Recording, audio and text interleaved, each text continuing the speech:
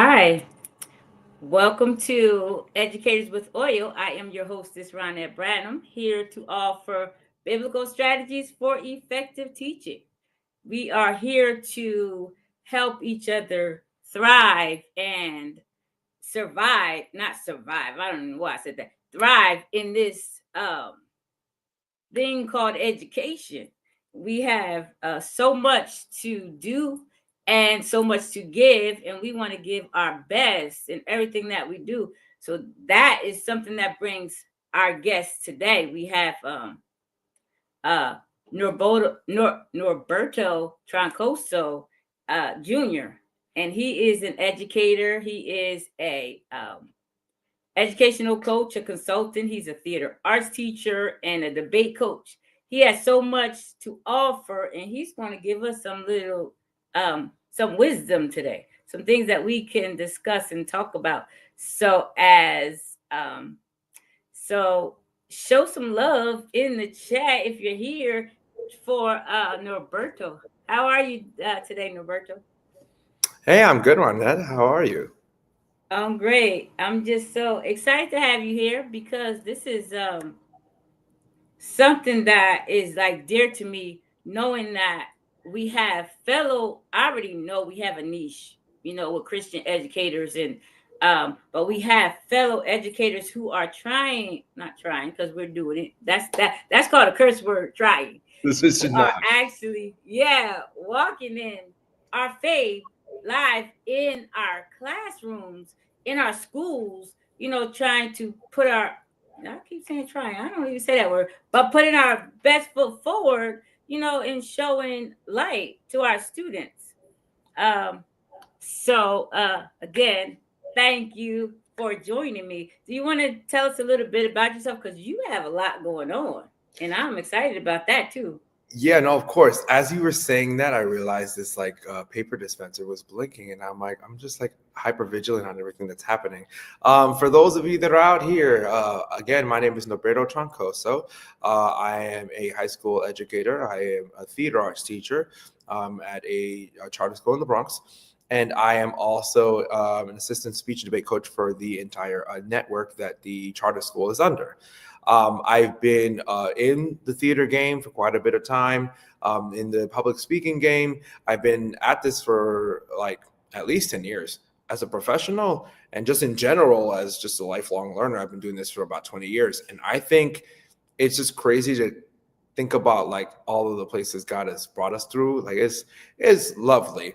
So I'm just very honored to be here after everything that has happened, everything that has transpired, a lot of things that has led me to believe and convicted me in such a way where I'm just very clear on I don't believe in that curse word that you use, the trying. A lot of my Good. I'm trying, mister. I'm like, nah, we finna do. Because I'm in the business of doing, and again, doing, even if it's not perfect. So it's perfectly fine. Because I mean, that's just how we are in our faith. That's just how we are in life. And I gotta be that about that. So I'm learning, I'm navigating, but as I'm positive that you're doing, I mean, doing is the thing that we're about. So yeah, happy to serve, pour, talk, yap, whatever the kids say, and it's just it'll be good.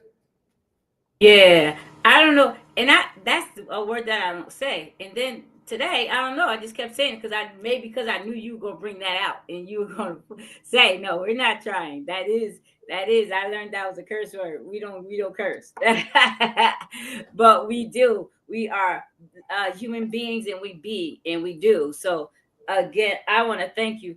So you are a theater arts teacher, and what grade level?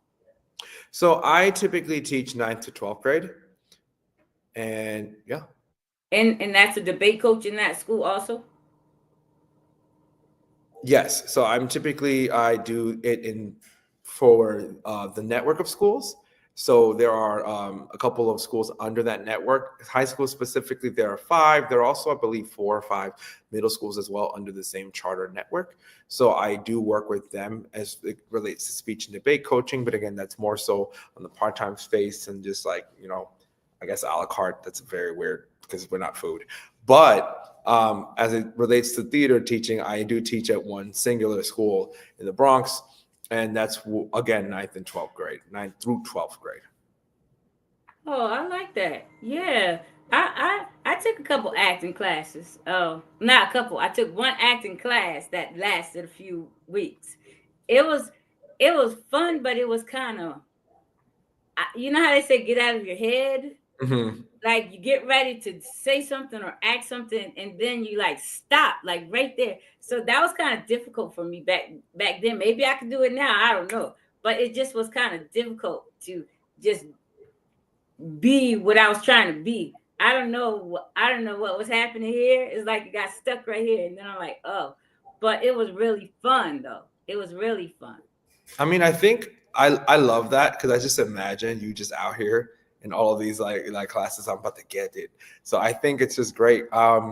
My favorite about that, and I think it's a really good point to make, is that sometimes we are in our heads. We overwhelmed about everything, and I mean, some people just assume, yeah, teenagers they're overwhelmed, but adults are like the stable ones or something. I'm like, yeah, I don't agree at all because if they're panicking about, text messages, you're panicking about bills. Things just the sphere of panicking just kind of changes. So it really just depends on like, okay, what do you take seriously and what do you need to do? But you got to get to that point where you just don't really care.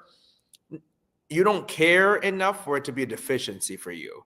Like, I think that's very important because for acting, like I can tell you right now, when I was like 15, oh my gosh, what am I gonna, how are people gonna, it was always a thing. And I mean, even in my early 20s, it was a lot of an issue. I'm not at the point where like I'm just out here yeeting through the halls. Like I'm not out here standing in confidence in that way. But I do know that like I've gotten much better over the years. That just comes with time, comes with experience, comes with learning that people aren't what your mind thinks of them. Yeah, that's But cool. unfortunately, for 14-year-olds, they won't listen to you. So it's like. Okay, yeah, that is something to think about because we are not what people think or think we are, or they are not what we think they are. So I want to get into, I like your philosophy as an educator.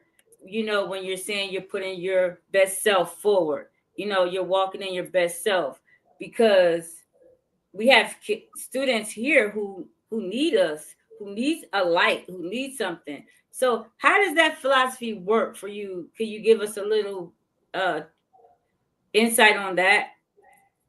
Yeah, so I am definitely the type of person that is you have to do your best. You have to try, and try means attempt, means you have to actually take action. Try doesn't mean you think things are going to do. You cannot in any way, shape, or form believe that you're going to be effective by thinking effectively. You just can't. Like I'm glad you have all your strats, but at the end of the day, what are you doing, and are you about your business? For the kids, colloquially, they've been talking a lot about standing on business, making sure you just out here, purpoo, whatever the things they've just talked about it in their language and their code switching again in their colloquialisms. But for me, and I would also agree for you, there are two verses that are very strong when it comes to me and when it comes to my teaching practice. One of them is Galatians 6:9, which is, do not grow weary in well doing, for in due season you will reap if you faint not.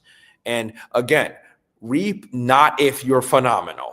Reap not if you're the best person on the planet, if you don't have any mental issues, if IEPs don't exist. Like it literally is, you will do your best if you don't give up. And for the kids, it's just simple. I'm not asking you to do amazing, terrific things. I already know you're going to be great.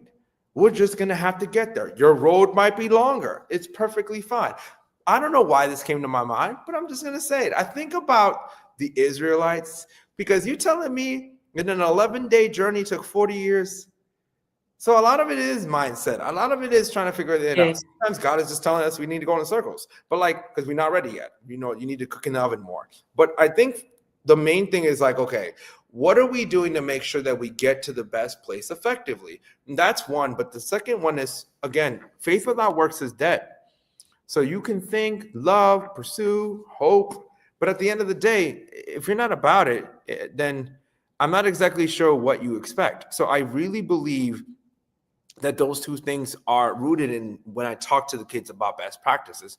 You have to be your best. And your best is not what you think your best is. Your best is your best. But your best is also not this level of like people pleasing, reaching to the stars that you feel that you have to be.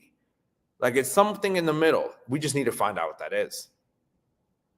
Yeah, you know you when you said that, you reminded me of this disc assessment that I took. I think it's called disc because there's a few, but I think it's disc. Yeah, disc assessment where it tells you who your natural self is and then who that self is that you think you should be when others are watching. Like the difference in that. And so that's what you put me in mind of, like my best is this. But then when I see somebody watching me, oh, but I think this should be my best over here. And you're right, it's not what I think it should be, it's actually what it is. I like that. That's like, you know how you're in your classroom and you're putting forth your all, you're giving everything you got, but then you so an administrator comes in or somebody comes to do a walkthrough through, you kind of change a little bit, you know, you kind of change a little bit. So you're effective, but that best self is like that free self. I like that. That's just yeah, I took that and ran with it because I'm because I love that your best self is your best self. And that's I like that idea. That's But something to I think like about. what you brought up because I think that's important. Because I mean, I ain't going to front and make it seem like that hasn't been something where when an admin, a leader walks in, there's just like a very strange shift in the way that you move. I've turned it into a game now personally, not because of any respect difference, but because of the fact that I'm like, hey, if I'm operating my best self, then I'm already going to be my best self. I'm just going to turn it up a notch when you're with me, like so you can just see now. Again, recognizing them, it's just something that just becomes kind of a game. It also dismantles the kids from thinking that they have to be like uptight, Hmm. because that's just like they're literally your collaborator. They're there for you. That's the whole point. I mean, if you don't have a principal or an admin that's not like there for you, I don't know why they're leading a school. I'm thankful Yeah. I have a leader that's just like really his heart is for the kids. I mean, kids love him to death. So I do believe that, being able to just be your best self is also just being your best self in general. I mean, who are you when no one's watching? Because when they Yeah. watch randomly and you didn't expect it, they can't catch anything if you're always your Yeah. best. Uh-huh. Yeah, I like that. And you're right. It's if you do what you do. I remember I used to do that. Like when somebody came in, I did used to turn it up a notch. Now I just keep it the same. But I did I used to perform. I did. I really did. Not that I was different. I just was more animated. You know, just Yeah. that. But you're absolutely right. It's so funny whenever my principal comes into my classroom, she ends up sitting down helping somebody. Like every single time. May if she comes in, she's not helping somebody because no kids are there, and that is something that I admire because I don't know if I ever had that before. You know, I don't know any principals that ever had that, but she ends up sitting down. I don't care if she's observing me. She ends up sitting down with the kid, a child, helping them with their work, and it's so funny that you mentioned that they are there. Like we're in this together. Yeah, I like that.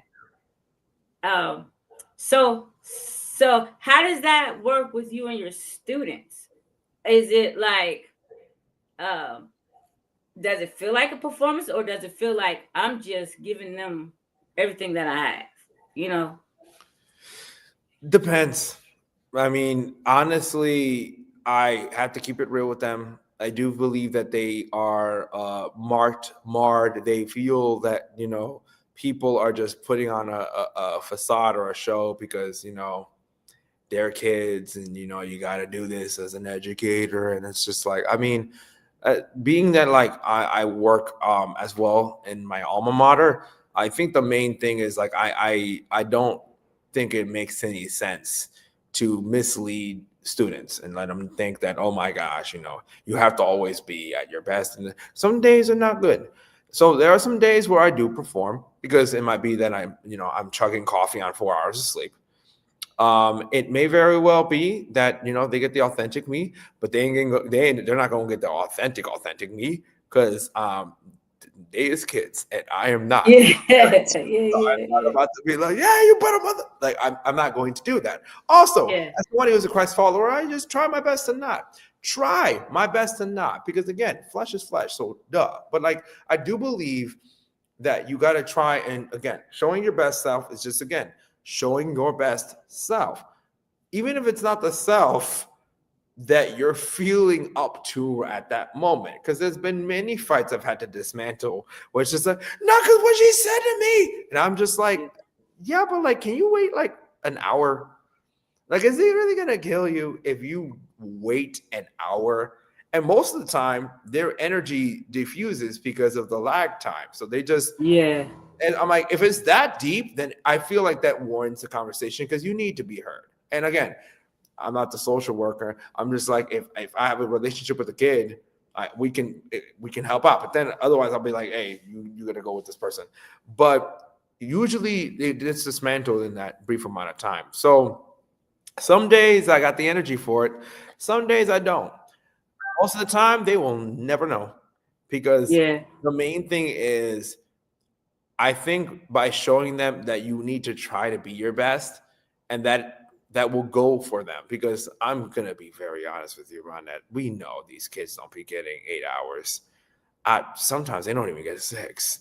So I yeah, think yeah, the main thing is like, what example am I showing for them if they pull up at 8 a.m., if they show up to school and they're like tired, and let's say the first teacher that they don't have a good relationship with, it's like, what am I going to be teaching you by me not showing up in the best way I can, even when I don't feel like it? Like, yeah, you showing up that way, I need you to, whatever you're gonna say because you're exhausted, I need you to be quiet, be yeah, still, shut up. Like I need you to like stomach it, because what you want to say is very much influenced by the fact that you probably didn't eat breakfast, or most yeah, you got 3 hours. Somebody cursed you out on the Bronx, the bus. Like you were on the train and somebody peed next to you on the seat. I'm serious. Like this happens in New York. So I just feel like it's one of those things where it's like I hear all of that stuff and I'm not negating that, because those experiences are real. But what are you yeah, going to do about it? yeah. That's what I say all the time. What are you gonna do? What are you gonna do? This happened, that happened. So now what are you gonna do? So you brought up that working in Bronx, and they take the subway sometimes to school and stuff like that? Yeah, I mean, So the subway, the bus, they walk. I'm sure I've seen many city bikes. They'll pedal to school. They'll pedal on top of each other. Like they'll just be like, I don't think that's safe, but hey, if that's what you're doing, okay. But yeah, they do whatever they can. so how is that? Have you ever taught in any other place besides the Bronx? Did you Yes. in the suburbs or somewhere? So I mean, I wouldn't say the suburbs. I taught on Zoom in like a suburban place.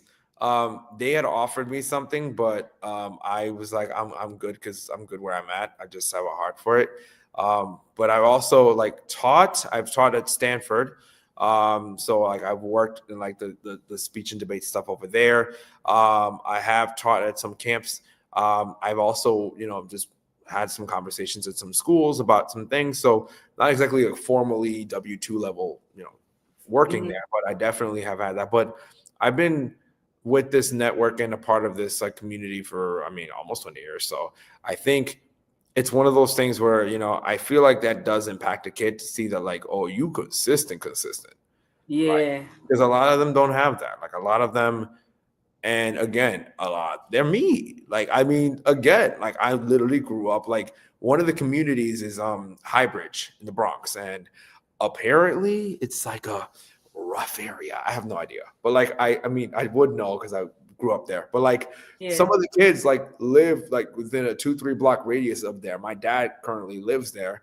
I moved out obviously, but it was just like they're there, and they're just like just enamored by the fact that like one of the people that's in charge of their lives and their education lives in that community, knows of that community. And I would say that like thankfully I have both experiences of working in like the Title One world, and also working in like the Ivy League stuff.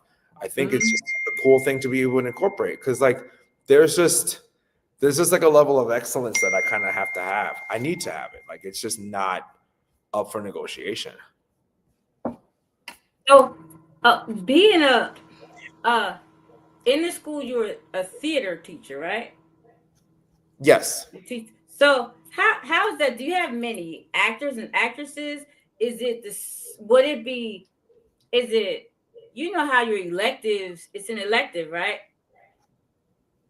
Yes. So how is that like? Are they more relaxed, or are they coming still uptight to your classroom? You know what I mean. We watch TV. We watch TV and we look at people from what we would call a hood or something like that. How they come on TV to the classroom, and then they go to a theater class or debate club or something. How is that? Is it more relaxed? Is it you like that? You think it's different? Like when, well, yes, they do. I feel like because people, kids assume that it's an extracurricular, really, like it's just shoved in the middle of the day.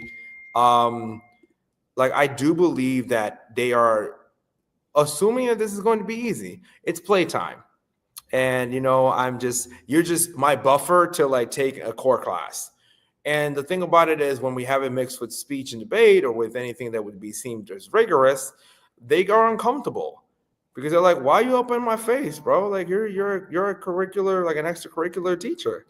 And it's like, one, you don't know me, and two, like you don't know how impactful this can be. And thankfully, the kids that we've been working with in the last, I mean, several years, my current supervisor and my former supervisor, they used to be phenomenal with this stuff. They built something great out here in the Bronx. So I take after them. And I think the main thing is, the kids just don't know what they have, what they've been given. Mhm. And thankfully, over the last few years, I've been blessed with being able to, like, we've been able to collectively offer millions of dollars in scholarships for these kids. And the thing is, like, they don't know that, like, this is them a couple of years later standing in like these schools and NYU and all of these great places. But day one, they might be like, yeah, beep you. Like they might be Yeah. that. So, but, and again, I've had these conversations. One of my students is like 23. Um, he was performing in Maryland. I went to see him with my wife, and then we talked afterwards, and he was just, venting about a lot of the stuff. So it's it makes sense. Like it's normal for you to have that initial trepidation, that initial confusion, because you're like, this isn't supposed to be good. This is just supposed to be playtime, basically a gym period, until I go to my next class.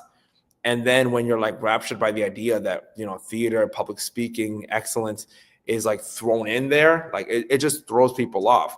But my thing is, my approach is always, you're a person, and because you're a person, you're going to grow up to be a bigger person, an adult. And that means that as an adult, you have adult things you have to handle. So you have to be able to learn all of the socioeconomic, all the emotional stuff ahead of time.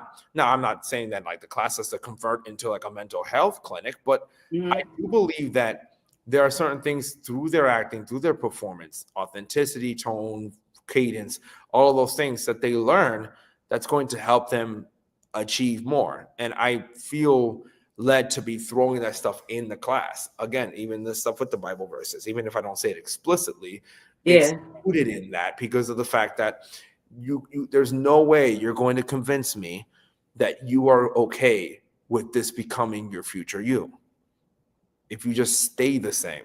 We talk so much Yeah. about growing and becoming and all of this stuff. And that's my main thing with learning, doing, and being. Like, who are you becoming? If you don't like where you're heading, you should probably stop. Yeah. Yeah, that's the great thing about teaching high school, because there are those moments where you can grab a student and they can actually think about their future. I teach second grade, so I'm probably the only one thinking about my future. You know what I mean? They're thinking about, can I come back upstairs at lunchtime? You know, because it's cold outside. We're not going outside. Can I come back to the classroom?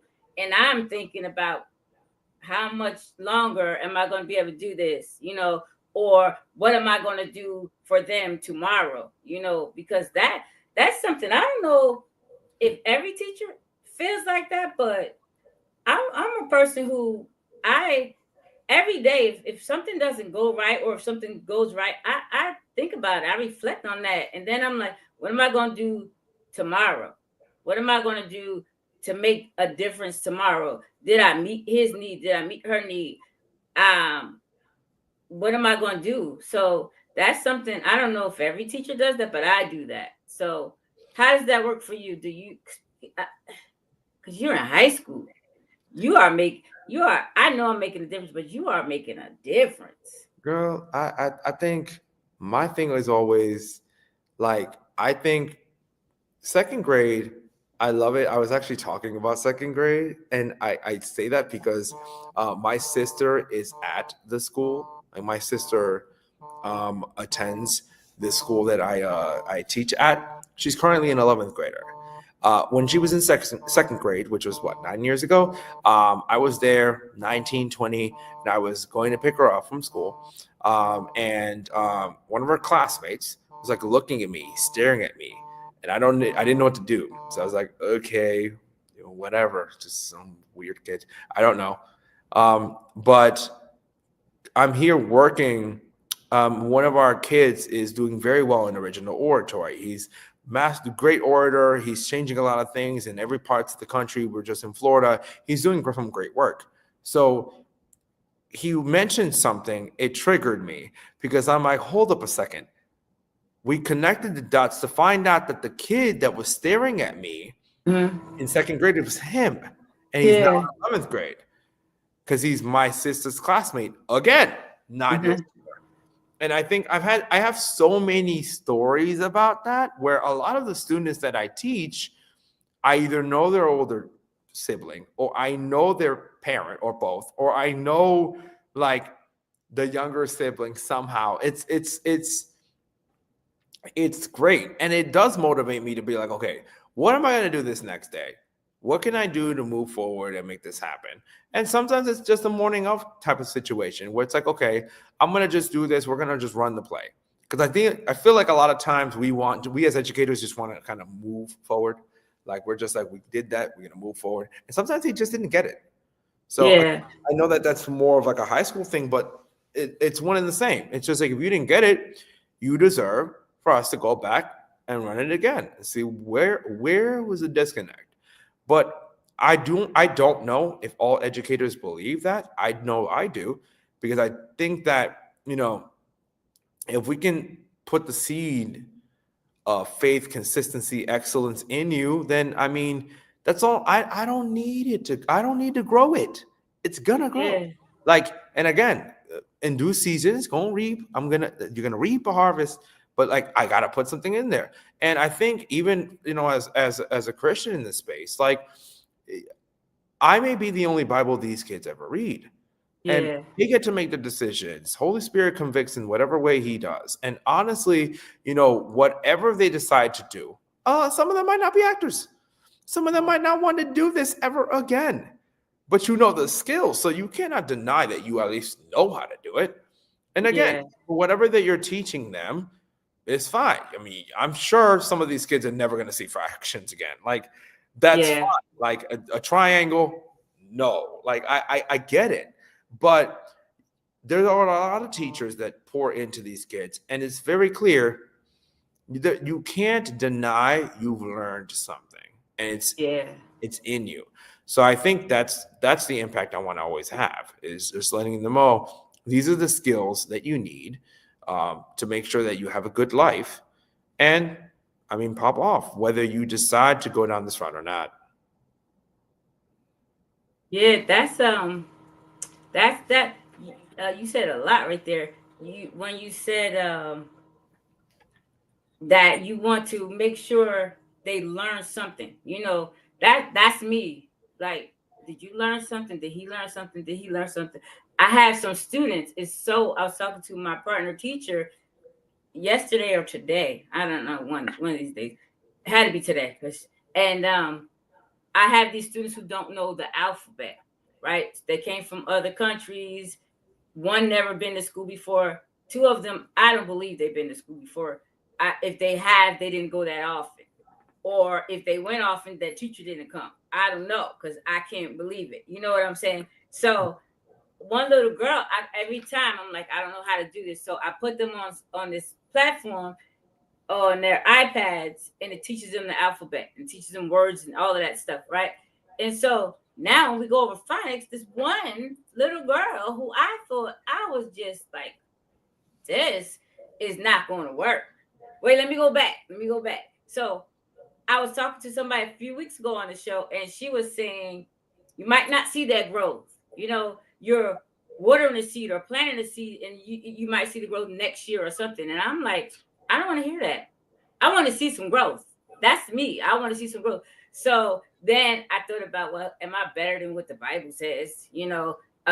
One plants, one waters, and then God gives the increase. So I took that, and I'm like, okay, all right, I got that. So this little girl, we doing phonics, and this was yesterday. We're doing phonics, and I'm pointing to pictures and letters, and she's just spouting off the letters and the words that go with it, and words that sound. I'm like, girl, I mean, I'm for real. I thought I wasn't gonna see this in our time this year. I thought this little girl, now she's ready for CVC words and things like that. But I'm like, okay, all right, I planted that seed, and I see it. So that is something like it. You're going to learn something that's undeniable, and I like that. I like that you said that. That's powerful. Yeah. So, yeah, I don't want to.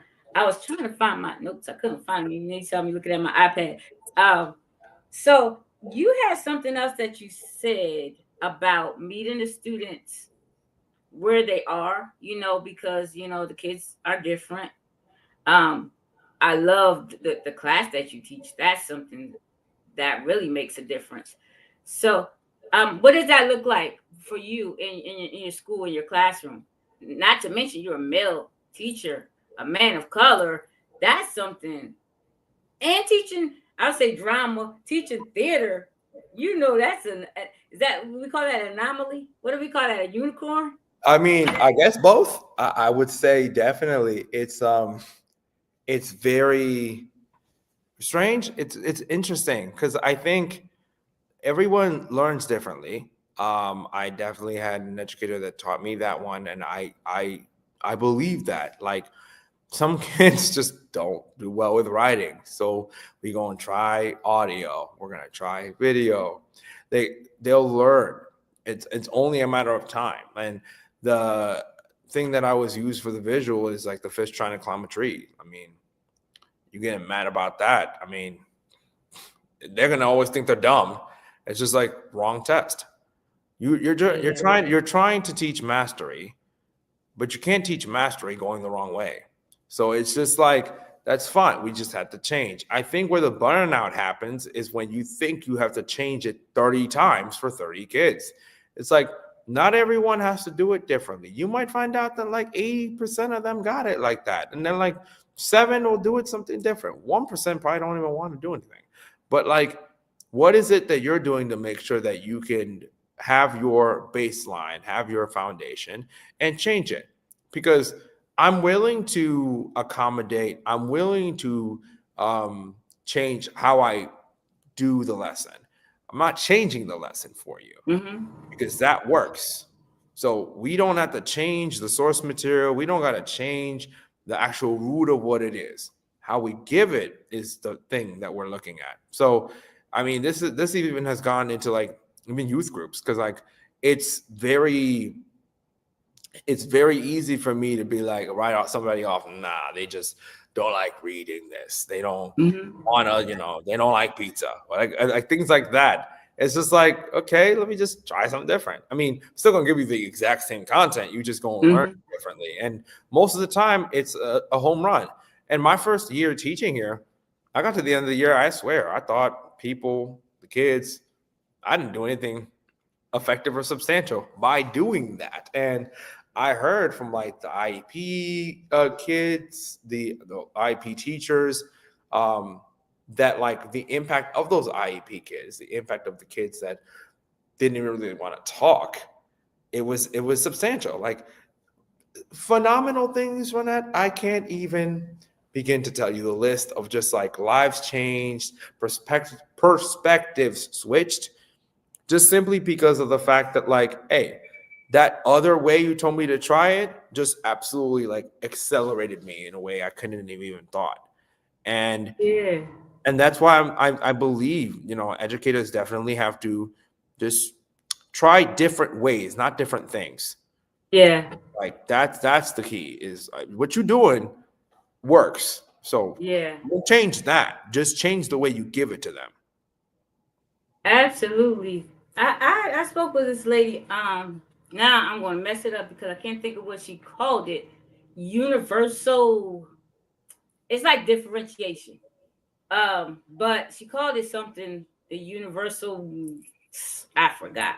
But it was differentiation and making sure that you touch, like we do. You touch the tactile learners, the visual learners, those people who have to hear it, and like us, we just hear it and we can learn it. Yeah, Those are teachers, no matter what you say. The teachers are the ones who could hear something and sit in a desk and learn it, as opposed to that person who needs to be standing up, moving around.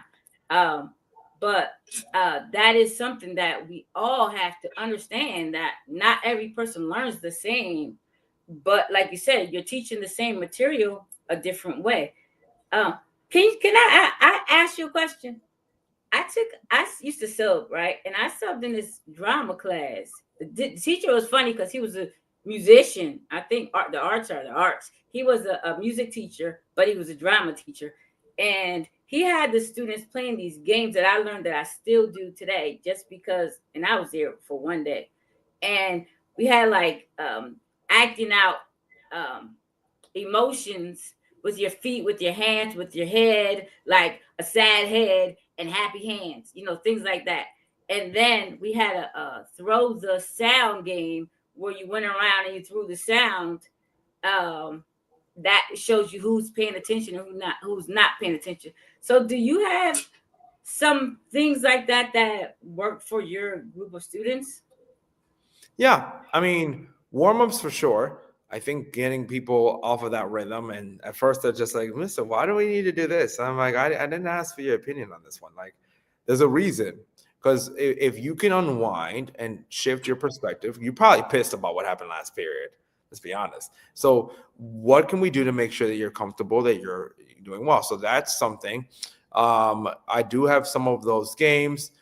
Specifically, one of them is also an exercise that I do. I call it lesson zero. And the way that it works is that I have kids introduce themselves. This happens usually at the beginning of the year, but I do it intermittently throughout the year as well, because, got to keep them on their toes. And the thing is, like, okay, hello, my name is blank.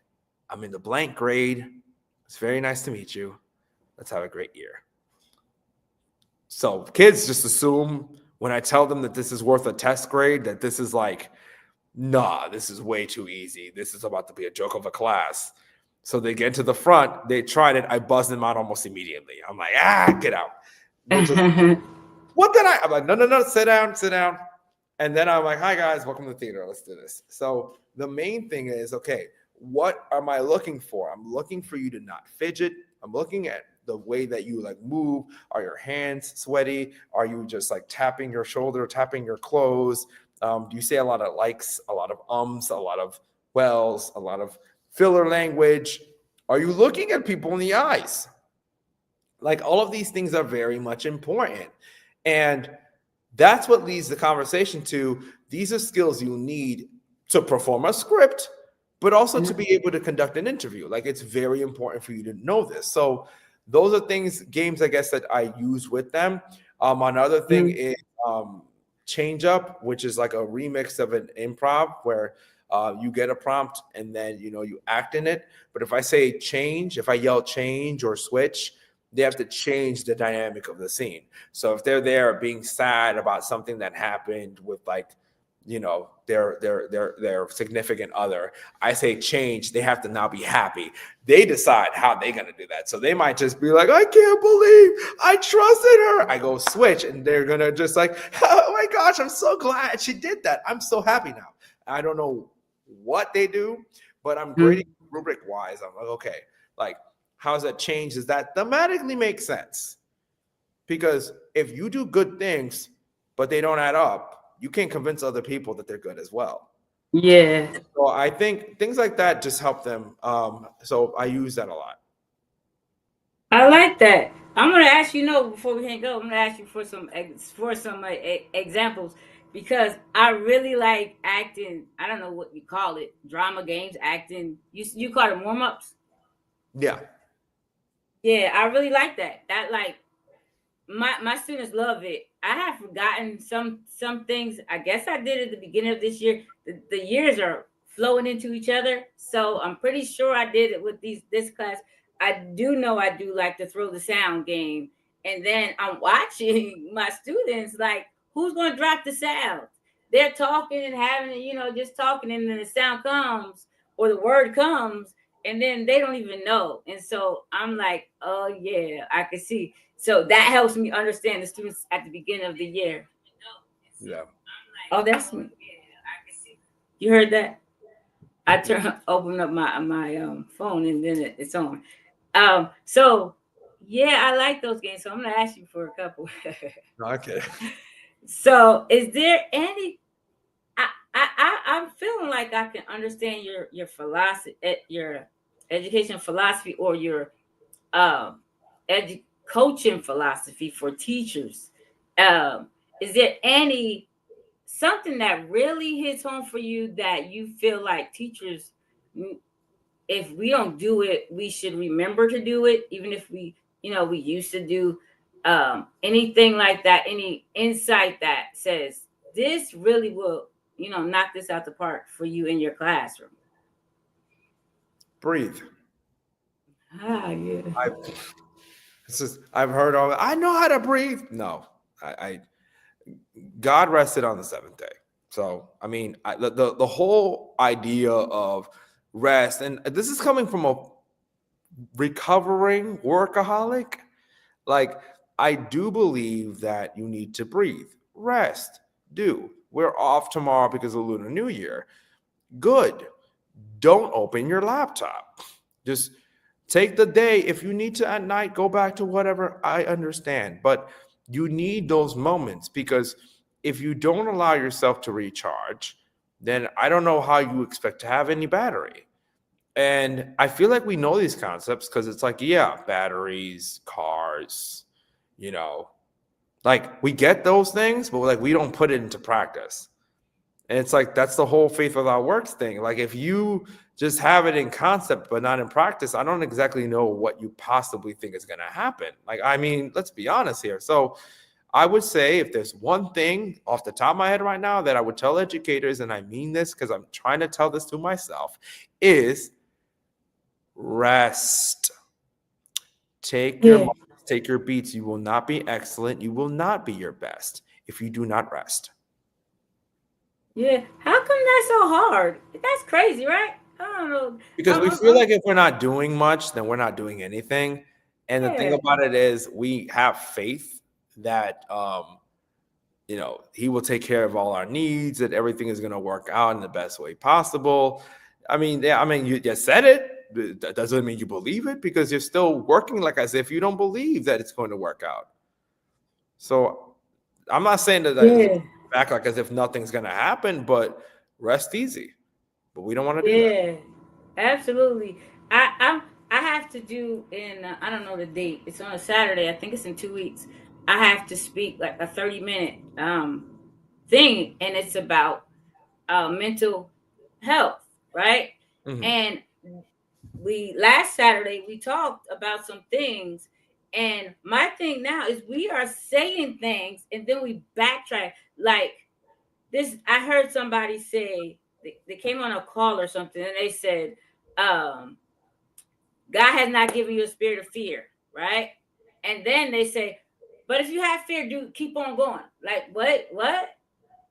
You just said, and one of our coaches, mentors, I don't know what you call it, ET, he got that fear stuff out of my head, like for real. He's like, something like that. He says, okay, God didn't give you that spirit, so who gave it to you? Why you want it?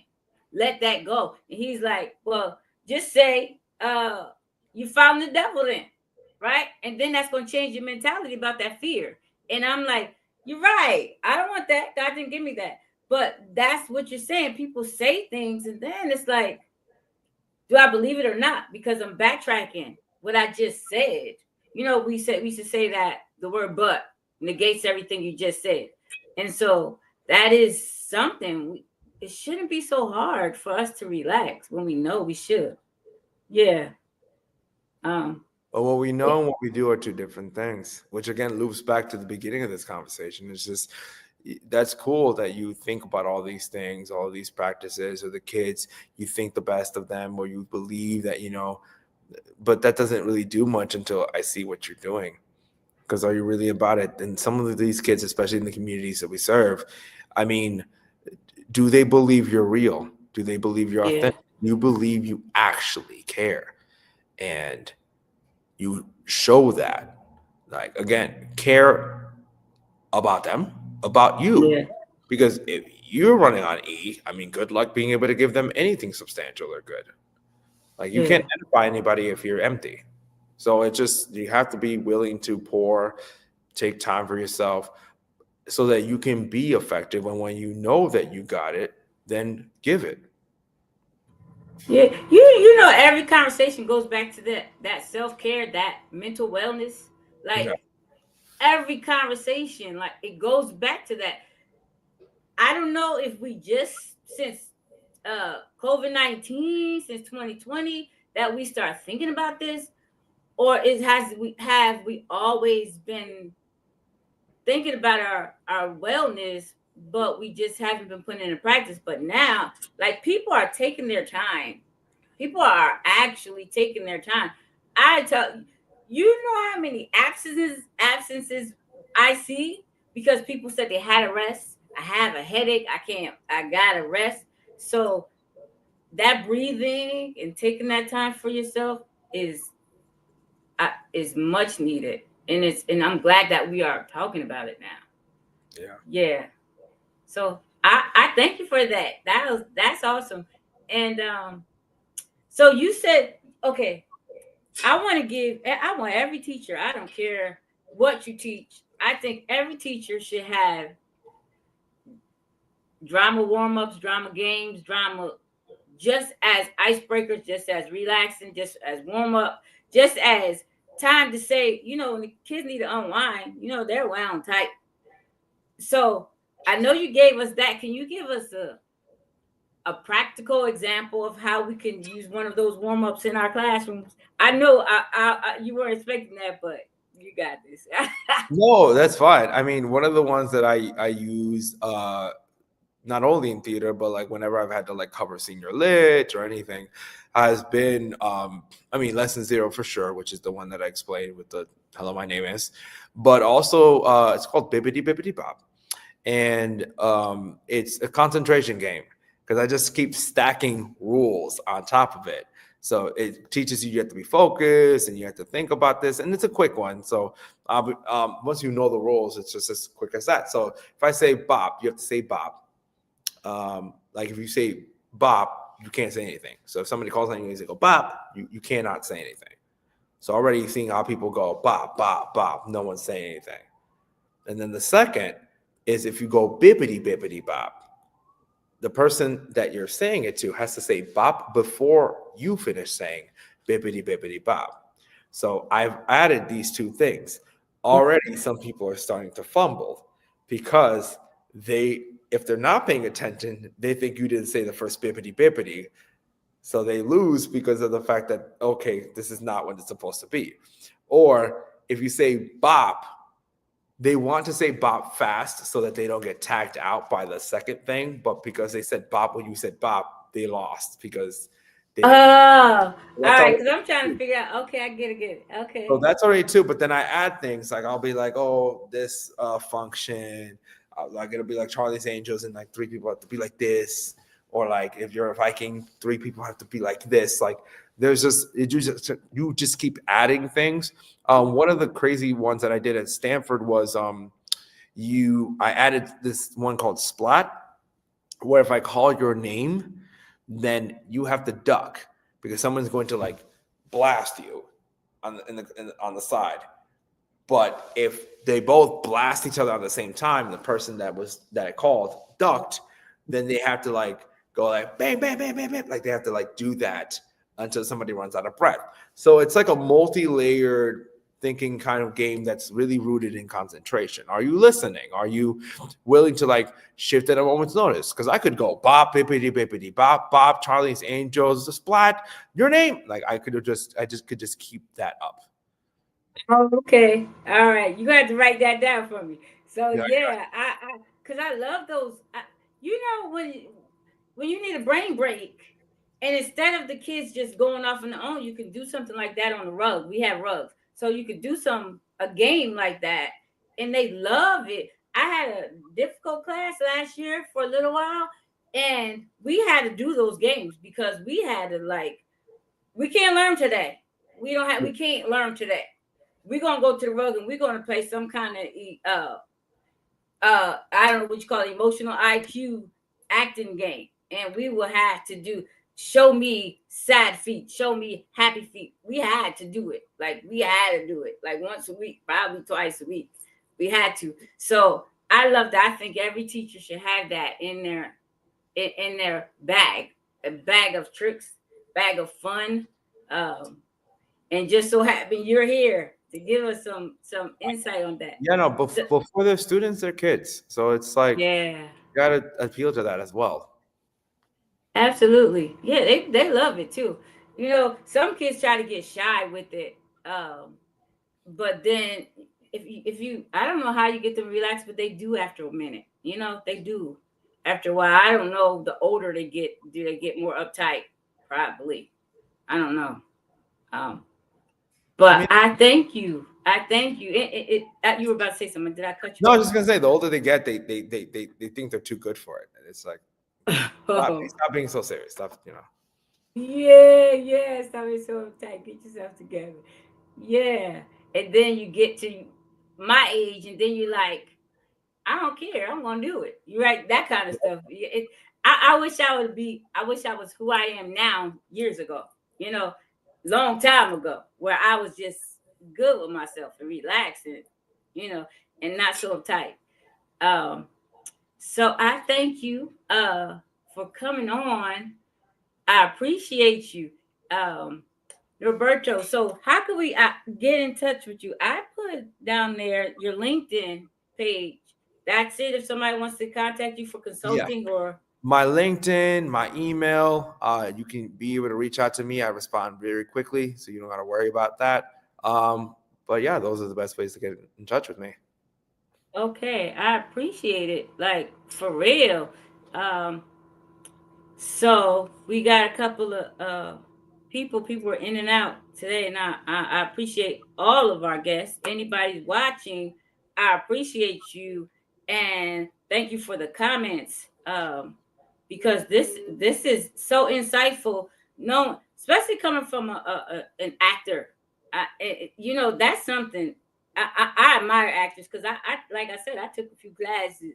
I took a class and I it was difficult. It was fun, but it was difficult because I wasn't who I am now. So again, I thank you. This is just you gave us some things to think about. You gave us some little tricks for our class.